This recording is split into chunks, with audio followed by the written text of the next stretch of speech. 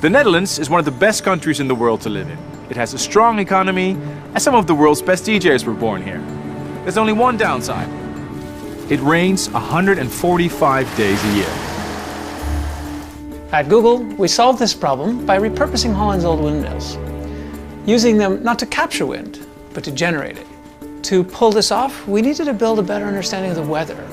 We use Google Cloud Platform to predict how clouds will behave.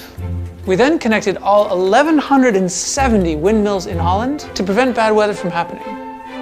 Let's take it for a spin.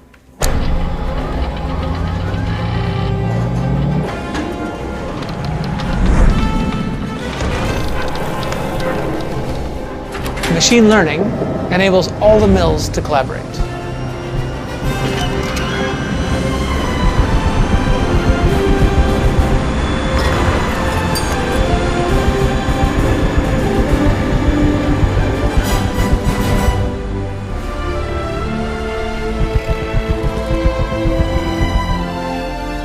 Of course, we need some rain now and then.